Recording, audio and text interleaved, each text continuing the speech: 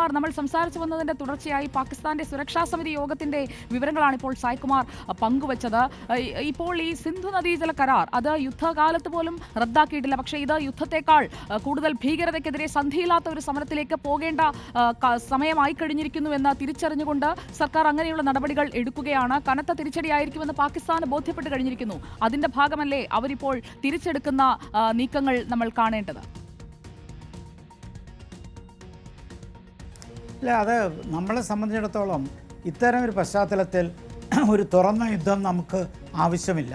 നമുക്ക് വളരെ വ്യക്തമായി ചെയ്യാവുന്ന ചില കാര്യങ്ങളിൽ ഒന്ന് ഈ സിന്ധു ജലനിധിയുമായിട്ട് ബന്ധപ്പെട്ട കരാറ് തടയുക എന്നുള്ളതാണ്.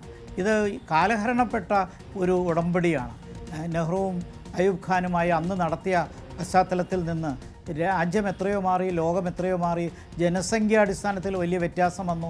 ഇതെല്ലാം വെച്ച് നോക്കുമ്പോൾ അന്ന് നടത്തിയ ആ ഒരു കരാറിന് ഇന്ന് അത് പുതുക്കുകയോ അത് റിവൈസ് ചെയ്യുകയോ ചെയ്യുക അല്ലാതെ പഴയ കരാറുമായി മുന്നോട്ട് പോകേണ്ട കാര്യമില്ല. അത് പാകിസ്ഥാന് കൂടുതൽ ദോഷം ചെയ്യുമെന്നുള്ള കാര്യത്തിന് തർക്കമില്ല. കാരണം ഇന്ത്യയിൽ നിന്ന് വെള്ളം കിട്ടുക എന്നുള്ളത് വാസ്തവത്തിൽ പാകിസ്ഥാന് വളരെ അത്യാവശ്യമാണ്. നമ്മൾ സ്വാഭാവികമായിട്ട് നമ്മളങ്ങനെ തടയുന്ന ഒരു രാജ്യമല്ല. കാരണം പ്രകൃതി നൽകുന്ന കാര്യം മറ്റൊരു രാജ്യത്തിന് ഷെയർ ചെയ്യുന്നതിന് നമുക്ക് സന്തോഷമേ ഉള്ളൂ. പക്ഷേ നമ്മൾ ഇങ്ങനെ പല തരത്തിൽ വേദനിപ്പിക്കുക, മുറിവേൽപ്പിക്കുക എന്ന് പറയുമ്പോൾ നമുക്ക് തിരിച്ച് ചെയ്യാവുന്ന പ്രധാനപ്പെട്ട 3 കാര്യങ്ങൾ: ഒന്ന്, അവരെ നയതന്ത്രപരമായി പ്രതിരോധത്തിലാക്കുക; 2, തന്ത്രപരമായ നടപടികൾ എടുക്കുക. അതാണ് ഇപ്പോൾ ഈ നദീജല കരാറുമായി ബന്ധപ്പെട്ട ഒരു തീരുമാനം നമ്മൾ എടുത്തത്. ഇങ്ങനെ തുടങ്ങി അതോടൊപ്പം സാമ്പത്തികമായിട്ട് പാകിസ്ഥാന് പ്രശ്നങ്ങളുണ്ടാകുന്ന രീതിയിൽ നമ്മൾ അവരുമായി നടത്തുന്ന പല വ്യാപാര വാണിജ്യ കരാറുകളൊക്കെ റദ്ദ് ചെയ്യുക. ഇതിലൊക്കെ കൂടുതൽ നഷ്ടപ്പെടുന്നത് പാകിസ്ഥാനാണെന്ന് പാകിസ്ഥാന് വളരെ നന്നായിട്ട് അറിയാം. എത്രയോ കാലമായി അവരുടെ ട്രേഡും മറ്റ് ബന്ധങ്ങളുമെല്ലാം ഗൾഫ് രാജ്യങ്ങളുമായിട്ട് തുടർന്നുകൊണ്ടിരിക്കുകയാണ്. ഇന്ത്യയുമായിട്ട് ചില മേഖലയിൽ അതുള്ളത്. അത് നഷ്ടപ്പെടുമെന്നവർക്ക് നന്നായിട്ടറിയാം. അപ്പോൾ പണ്ട് മുതലേ തന്നെ ഇന്ത്യയെ 100 കണക്കിനുള്ള മുറിവുകൾ വഴി ഇന്ത്യയെ രക്തച്ചൊരിച്ചിലാക്കുക. കാരണം നേരിട്ട് യുദ്ധം ചെയ്യാൻ പറ്റാത്തത് കൊണ്ട് പഴയ പാകിസ്ഥാൻ പ്രസിഡന്റ് പറഞ്ഞതുപോലെ എങ്ങനെ ഇന്ത്യയെ ബ്ലീഡ് ഇന്ത്യ ത്രൂ 1000 കട്ട്സ് എന്നാണ് പറഞ്ഞത്. അങ്ങനെ ബ്ലീഡ് ചെയ്യുന്ന നടപടികൾ എടുത്തത് കൊണ്ടാണല്ലോ നമ്മളിങ്ങനെ തിരിച്ചൊരു നടപടി എടുക്കുന്നത്. അപ്പോൾ നേരിട്ട് ഇതിനെ അന്തർദേശീയ രംഗത്ത് നമ്മളുടെ നടപടി വാസ്തവത്തിൽ യുദ്ധപ്രഖ്യാപനമല്ല, ഡെറ്ററൻസാണ്. ഇൻ്റർനാഷണൽ റിലേഷൻസ് ഡെറ്ററൻസ് കൊണ്ട് പറയുന്നത് പ്രതിരോധമെന്ന് പറയാൻ പറ്റില്ല, ശിക്ഷണാ നടപടിയോടുകൂടിയുള്ള പ്രതിരോധം. അതായത് നമ്മൾ തിരിച്ചടിക്കുന്നത് വേദനിപ്പിക്കുന്ന രീതിയിലാണ്, പക്ഷേ അത് പ്രതിരോധത്തിലാണ്, ആക്രമണത്തിലല്ല. ആക്രമണം വരാനിരിക്കുന്നതേ ഉള്ളൂ, അതൊരു യുദ്ധമാവുമ്പോഴാണ്. അപ്പോൾ ഡെറ്ററൻസ് വഴി നമ്മൾ പാകിസ്ഥാന് ശിക്ഷ കൊടുത്തു തുടങ്ങി. അപ്പോൾ അവർ തിരിച്ച് നേരിട്ടുള്ള യുദ്ധത്തിൽ ചോര ചിന്തുന്നതിനേക്കാൾ, പാക് സൈന്യത്തെ കൊന്നൊടുക്കുന്നതിനേക്കാൾ എത്ര വലിയ ശിക്ഷയാണ് സിന്ധു നദീജല കരാർ റദ്ദാക്കുന്നതിലൂടെ പാകിസ്ഥാന് സംഭവിക്കുക എന്നുള്ളത് അറിയാമല്ലോ. പാകിസ്ഥാന്റെ കിഴക്കൻ മേഖല പൂർണ്ണമായും വരൾച്ചയിലേക്ക് പോകും. പഞ്ചാബിൽ കൃഷിയെ ആശ്രയിച്ച് ജീവിക്കുന്ന പാകിസ്ഥാന്റെ ഒരു സാമ്പത്തിക ഘടനയെ തന്നെ ബാധിക്കുന്ന രീതിയിൽ വലിയ വരൾച്ചയിലേക്ക് പോകും. ഭക്ഷ്യക്ഷാമം ഉണ്ടാകും. അങ്ങനെ ഭക്ഷണവും വെള്ളവും ഇല്ലാതെ നാട്ടിലെ ജനങ്ങൾ തന്നെ പാക് സർക്കാരിനെതിരെ, പാക് സൈന്യത്തിനെതിരെ തിരിയുന്ന ഒരു സാഹചര്യം അതിവിദൂരമല്ലാതെ സംഭവിക്കില്ലേ? തീർച്ചയായിട്ടും ഇപ്പോഴേ അത് സംഭവിച്ചു തുടങ്ങി. വാസ്തവത്തിൽ പാകിസ്ഥാൻ ആഭ്യന്തരപരമായ പ്രശ്നങ്ങൾ വളരെ രൂക്ഷമാണ്. എത്രയോ കാലമായി സാമ്പത്തിക പ്രതിസന്ധിയിലാണ് നിൽക്കുന്നത്. ആ സാമ്പത്തിക പ്രതിസന്ധിയിൽ നിൽക്കുന്ന രാജ്യത്തെ മുന്നോട്ട് കൊണ്ടുപോകാനുള്ള ജനകീയമായ ഒരു പ്രഖ്യാപനങ്ങളോ നയരേഖകളോ അവർക്കില്ല. കാരണം അവിടെ പൊതുസമൂഹം ശക്തമല്ലാത്തതുകൊണ്ട് ജനാധിപത്യമില്ല. അവിടുത്തെ യഥാർത്ഥ കോർപ്പറേറ്റ് എന്ന് പറയുന്നത് പട്ടാള മേധാവികളാണ്. അപ്പോൾ അവർ ഈ പട്ടാള മേധാവികൾ ആരുമായിട്ടാണ് രഹസ്യ ധാരണ? മറ്റാരുമല്ല, മതമേധാവികളുമായിട്ടാണ്. അപ്പോൾ ഈ മതമൗലിക മേധാവികളും പട്ടാള മേധാവികളും കൂടി പാകിസ്ഥാനെ എത്രയോ വർഷം, ഈ കഴിഞ്ഞ 78 വർഷമായിട്ട് ചൂഷണം ചെയ്തുകൊണ്ടിരിക്കുന്നു. ജനാധിപത്യം ശക്തിപ്പെടുന്നില്ല, സാമ്പത്തികമായിട്ട് അവർ തകരുന്നു. ഇപ്പോൾ വെള്ളം കൂടി കിട്ടാതെ ആകുമ്പോൾ കർഷകർ കൂടുതൽ പ്രശ്നത്തിലാകും. അപ്പോൾ ശ്രീലങ്കയ്ക്ക് ഉണ്ടായതുപോലെ ഒരു വലിയൊരു സാമ്പത്തിക തകർച്ചയിലേക്ക് പാകിസ്ഥാൻ എത്തിയത് അത് മനസ്സിലാക്കിക്കൊണ്ടാണ് ഇത്തരം തീവ്രവാദികൾ വഴി ആക്രമണം നടത്തുന്നത്. കാരണം ഇതിൻ്റെ രഹസ്യം ഇത്രയേ ഉള്ളൂ: ഇന്ത്യ വിരുദ്ധത പറയുമ്പോൾ അവർ ബാക്കിയെല്ലാം മറക്കും എന്നുള്ള പട്ടാളത്തിൻ്റെ ഒരു തെറ്റായ ചിന്താഗതിയാണ്.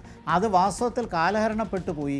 കാരണം കാശ്മീരിലും മാത്രമല്ല പാകിസ്ഥാനിലും പുതിയ തലമുറയ്ക്ക് ഇന്ത്യയുമായിട്ട് പഴയതുപോലെ യുദ്ധം ചെയ്യണമെന്നോ ശത്രുത കാണിക്കണമെന്നോ ഇല്ല. കാശ്മീരിൽ തന്നെ ബഹുഭൂരിപക്ഷം ആൾക്കാരും ഇപ്പോൾ ഈ ടൂറിസമൊക്കെ വളർന്ന് സാമ്പത്തികമായിട്ട് വളർന്നു. കാശ്മീരിൽ അടിസ്ഥാന വികസന സൗകര്യങ്ങളുണ്ടായി. ഇതിനൊക്കെ ശേഷം കാശ്മീരിലെ വിഘടനവാദികളുടെ ശക്തി തീരെ ദുർബലപ്പെട്ടു പോയി. അപ്പോൾ അതിനെ ഒന്ന് ചൂടാക്കുക, അതോടൊപ്പം പാകിസ്ഥാനിലെ ജനങ്ങളെ ഇന്ത്യക്കെതിരെ കൊണ്ടുവരിക. പക്ഷേ പുതിയ മൂന്നാം തലമുറ നാലാം തലമുറ ആയിക്കഴിഞ്ഞു സ്വാതന്ത്ര്യം കിട്ടിയിട്ട്.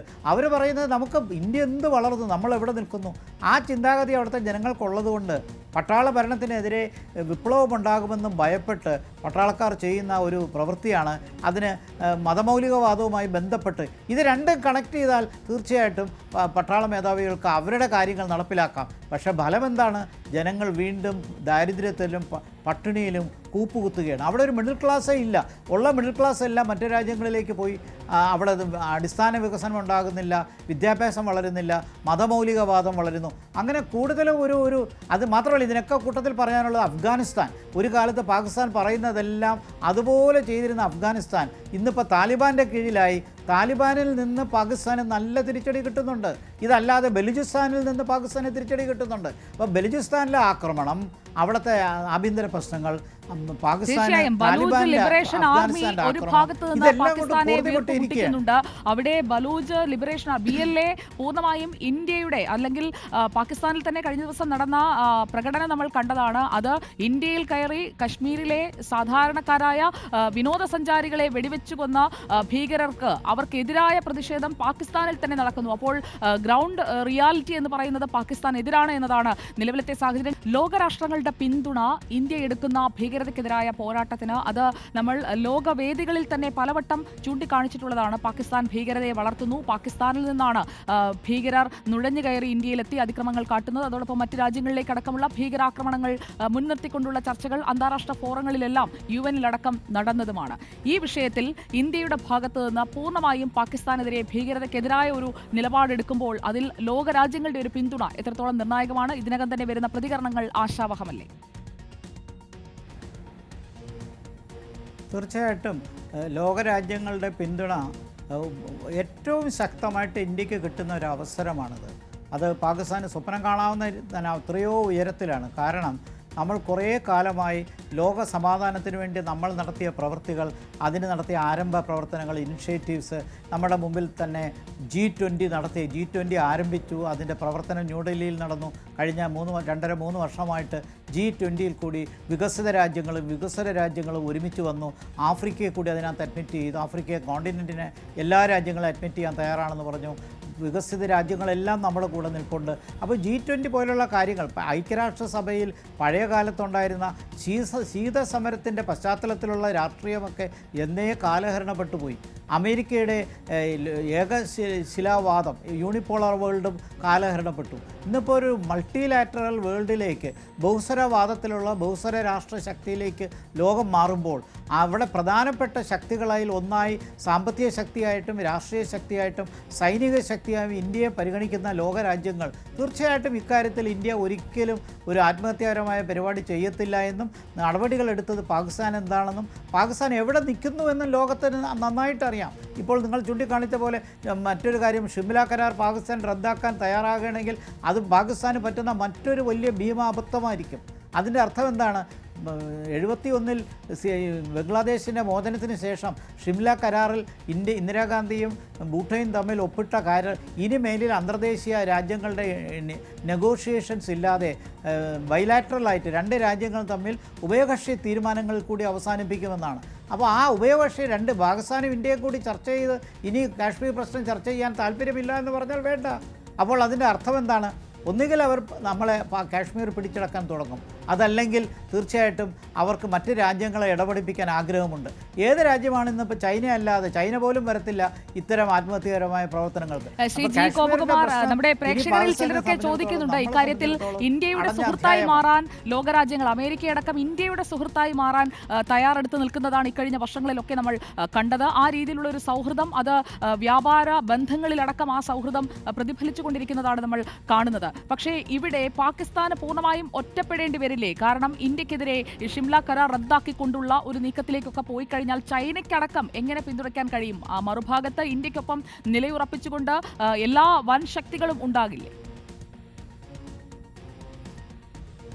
അതെ, തീർച്ചയായിട്ടും. കാരണം താങ്കൾ ചൂണ്ടിക്കാണിച്ച പോലെ ഈ കഴിഞ്ഞ കുറേ വർഷങ്ങളായിട്ട് നമ്മൾ അന്തർദേശീയ രംഗത്ത് നയതന്ത്രപരമായി ഒരുപാട് മുന്നേറി. അതിൻ്റെ പ്രധാന കാരണം എന്ന് പറയുന്നത് നമ്മൾ പ്രതിരോധത്തിൽ മാത്രം ഊന്നിയ ഒരു വിദേശ നയമല്ല, സാമ്പത്തിക വളർച്ച, വ്യാപാര കരാറുകൾ, സാംസ്കാരിക വിനിയോഗങ്ങൾ, ഇങ്ങനെ തുടങ്ങി ഒത്തിരി കാര്യങ്ങളിൽ ലോകരാജ്യങ്ങളുമായി നല്ല ബന്ധങ്ങളാണ് നമ്മൾ നടത്തി വരുന്നത്. അതിൻ്റെ ഫലമായി നമ്മുടെ വലിയൊരു വിഭാഗം ഡയസ്പൊറ, മറ്റു പ്രവാസികൾ തന്നെ മറ്റു രാജ്യത്ത് പോയി ഇന്ത്യയുടെ യശസ് വർദ്ധിപ്പിച്ചിട്ടുണ്ട്. അപ്പോൾ പഴയ ഇന്ത്യ അല്ല ഇന്ന്. ലോകത്തിൻ്റെ മുമ്പിൽ ഇന്ത്യയെ ഒരു വളരുന്നൊരു സാമ്പത്തിക ശക്തിയായി മനസ്സിലാക്കി ലോകത്തിലെ ഏറ്റവും വലിയ മിഡിൽ ക്ലാസ്സാണ്, രണ്ടാമത്തെ മിഡിൽ ക്ലാസ്സാണ് നമ്മൾ എന്നറിയാം. താമസിയാതെ നമ്മൾ ലോകത്തിലെ മൂന്നാമത്തെ സാമ്പത്തിക ശക്തിയായി മാറും. ഇത്തരമൊരു രാജ്യം ഒരിക്കലും ഒരു പട്ടാളത്തിൻ്റെ ഒരു മിലിറ്ററി അഡ്വഞ്ചറിന് പോകില്ല. നഷ്ടപ്പെടാൻ ഒന്നുമില്ലാത്ത പാകിസ്ഥാനായിരിക്കും തയ്യാറെടുക്കുന്നതെന്ന് മനസ്സിലാക്കാൻ കോമൺ സെൻസ് മതി. അപ്പോൾ തീർച്ചയായിട്ടും പാകിസ്ഥാൻ ഒറ്റപ്പെടുന്നുള്ളതിന് കാര്യത്തിൽ സംശയമില്ല. ചൈനയ്ക്കിപ്പോൾ അമേരിക്കയുടെ വ്യാപാര യുദ്ധത്തിൽ ഏർപ്പെടുന്ന സമയത്ത് അവർക്ക് അവരുടേതായ വളർച്ച, അപ്പോൾ തീർച്ചയായിട്ടും അതിൽ റഷ്യയും ചൈനയും തമ്മിൽ അടുക്കുന്നതല്ലാതെ ഈ റഷ്യയും ചൈനയും കൂടി വരുന്ന ഐക്യത്തിനകത്ത് പാകിസ്ഥാൻ ഒട്ടും ചേരത്തില്ല. അതുകൊണ്ട് ചൈനയ്ക്ക് പോലും പാകിസ്ഥാനെ സഹായിക്കാൻ കഴിയില്ല. ഷിംല കരാർ ഉൾപ്പെടെയുള്ള കാര്യങ്ങൾ അവർ റദ്ദാക്കിയാൽ അതിൻ്റെ നഷ്ടം അവർക്കേ ഉണ്ടാവുകയുള്ളൂ. അവരുദ്ദേശിക്കുന്ന പോലെ നമ്മൾ ആക്രമിക്കാൻ തുടങ്ങിയാൽ തീർച്ചയായിട്ടും പാകിസ്ഥാൻ ഓക്കുപൈഡ് കാശ്മീർ പോലും ഒരുപക്ഷെ ഇന്ത്യയുടെ കൈവശത്തെത്തും. അത് മനസ്സിലാക്കാനുള്ള സാമാന്യ ബുദ്ധി പാകിസ്ഥാൻ ഉണ്ടെന്നാണ് നമുക്ക് മനസ്സിലാക്കേണ്ടത്. കാരണം അവർക്കറിയാം പഴയതുപോലത്തെ ഒരു രാഷ്ട്രീയമല്ല ഇന്ന് ഇന്ത്യയിലുള്ളത്. ഡെറ്ററൻസ് എന്ന് പറഞ്ഞാൽ പ്രസംഗത്തിലല്ല, വെറും ഡിപ്ലോമസിയിലല്ല. ആവശ്യം വന്നു കഴിഞ്ഞാൽ നമ്മളത് തന്ത്രപരമായി ചെയ്യും. അത് പണിഷ്മെൻറ്റ് തന്നെ പാകിസ്ഥാന് കൊടുക്കും. കഴിഞ്ഞ കുറേ കാലങ്ങളെ നമുക്കെല്ലാം അറിയാമല്ലോ, സർജിക്കൽ സ്ട്രൈക്ക് ഉറിയിലും പത്താൻകോട്ടും ഒക്കെ നടന്ന വലിയ ശക്തമായ സർജിക്കൽ സ്ട്രൈക്ക് ഉൾപ്പെടെ. അപ്പോൾ ആവശ്യമുള്ളിടത്ത് സൈനിക ശക്തി പ്രയോഗിക്കും, ആവശ്യമില്ലാത്തിടത്ത് ഡിപ്ലോമസി ഉപയോഗിക്കും. ഇതിനെല്ലാത്തിനും പുറമെ ലോകത്തിൻ്റെ പ്രധാനപ്പെട്ട രാജ്യങ്ങളുടെ എല്ലാം പിന്തുണ നമുക്കുണ്ട്. അപ്പോൾ അതുകൊണ്ട് പാകിസ്ഥാനെ സംബന്ധിച്ചിടത്തോളം അവർക്ക് അവരിൽ തന്നെ വിസ്ഡം, അവർ തന്നെ സാമാന്യ ബുദ്ധി ഉൾപ്പെടെയുള്ള കാര്യങ്ങൾ ഉപയോഗിച്ച് ഇത്തരത്തിൽ മുന്നോട്ട് പോയാൽ കാര്യമില്ല. പക്ഷേ അത് നമ്മൾ സംശയിക്കുന്ന ഇതൊന്നുമല്ല. പാകിസ്ഥാൻ സൂയിസൈഡലായിട്ട് ഇപ്പോൾ ചെയ്യുന്നതിൻ്റെ കാരണം അകത്ത് സാമ്പത്തിക പ്രശ്നങ്ങൾ കൊണ്ട് തകർന്ന ഒരു രാജ്യമാണ്. പട്ടാളത്തിനെതിരെ ജനങ്ങൾ തിരിഞ്ഞ് ഇപ്പോൾ നമുക്കറിയാമല്ലോ, അവിടെ പ്രതിപക്ഷത്തെ നശിപ്പിച്ചുകൊണ്ടുള്ള രാഷ്ട്രീയമല്ലേ അവിടെ നടക്കുന്നത്. അപ്പോൾ അങ്ങനെ ജനാധിപത്യത്തെ നശിപ്പിച്ചുകൊണ്ട് പ്രതിപക്ഷ നേതാക്കന്മാരെ ജയിലിലിട്ടുകൊണ്ട് പട്ടാള മേധാവികൾ നാമമാത്രമായ ഒരു പ്രസിഡന്റിനെയും കൊണ്ട് നടക്കുന്ന ഭരണം അത് നീണ്ടുപോവില്ല. അതുകൊണ്ട് പാകിസ്ഥാനകത്ത് ആഭ്യന്തര കുഴപ്പങ്ങളുണ്ടാകും. അതാണ് സംഭവിക്കാൻ പോകുന്നത്. അവർ തനിയെ നശിച്ചോളും എന്ന് ഇന്ത്യക്ക് ഇപ്പോൾ മനസ്സിലായി കഴിഞ്ഞിരിക്കുന്നു. പാകിസ്ഥാനെ അങ്ങോട്ട് പോയി യുദ്ധം ചെയ്ത് നശിപ്പിക്കേണ്ട കാര്യമില്ല. അല്ലാതെ തന്നെ നശിക്കാനുള്ള എല്ലാ കാര്യങ്ങളും പാകിസ്ഥാൻ തന്നെ സ്വയം ചെയ്തുകൊണ്ടിരിക്കുകയാണ്. വീണ്ടും താങ്കളിലേക്ക് എത്താം. വളരെ നന്ദി ശ്രീ ജി ഗോപകുമാർ, നയതന്ത്ര വിദഗ്ധൻ, നമുക്കൊപ്പം ചേർന്നതിന്, ഇത്രയും അധികം കാര്യങ്ങളിൽ അങ്ങയുടെ അഭിപ്രായം പങ്കുവച്ചതിന്.